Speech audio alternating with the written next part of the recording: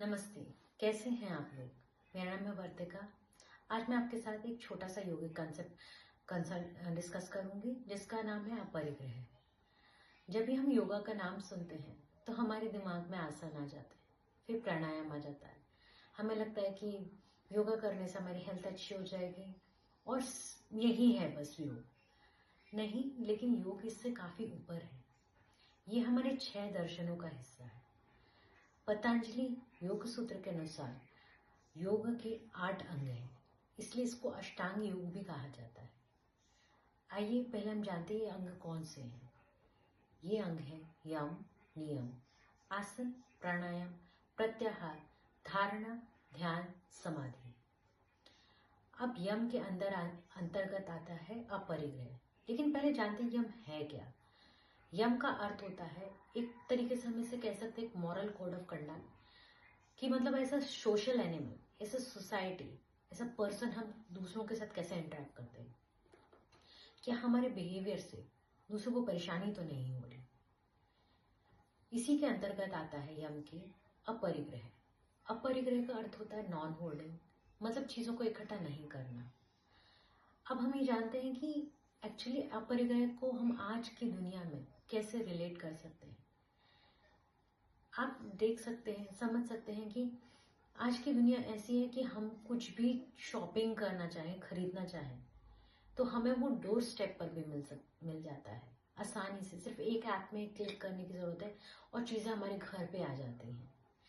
Cell की तो बात ही क्या है कि हम अगर कहीं गए हैं, एक चीज हमें खरीदनी है और सेल पर है, तो हम 2-3 खरीद लेते हैं कि कभी ना कभी वो काम आ ही जाएंगे। अभी आगे ये होता है कि हम ये सारी चीजें जब घर पे ले आते हैं, हम सोचते हैं अब इनका करें क्या, और हम उसे कबर्ड में रखकर भूल जाते हैं। वो रखे रह जाते हैं और हमें कभी ध्यान भी नहीं रहता है। कभी कभी वो खराब हो जाते हैं और फिर हमें बाद में याद आता है, अच्छा ये चीज तो हमने वहां से ली है।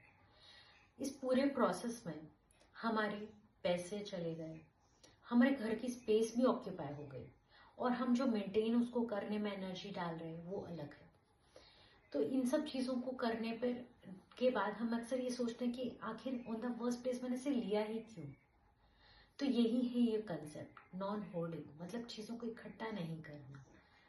ये चीज इतनी गहरी है कि इसको अब अगर हम थोड़ा सा एक अलग लेवल पे लेकर जाके देखें, तो यहाँ पर पतंजलि इमोशंस को भी ना इकट्ठा करने की बात कर रहे हैं। मतलब कि जैसे कभी कभी हम कुछ चीजें इसलिए भी अपने पास रख लेते हैं जबकि हमें उसकी जरूरत नहीं है, क्योंकि उससे हमारी याद जुड़ी हुई है।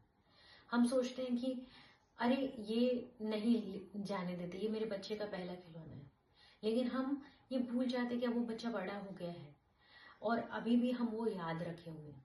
और ऐसी कई यादों को, चाहे वो अच्छी हो चाहे बुरी हो, हमने अपने अंदर रखा हुआ है, और वो भी कभी कभी हमारे अंदर बीमारी का रूप ले लेते हैं। तो इनको भी लेट गो करना अपरिग्रह ही है। मतलब किसी भी तरीके की याद हो या फिजिकल कोई चीज हो, उसको अपने पास लंबे समय तक नहीं रखना है, अपरिग्रह है।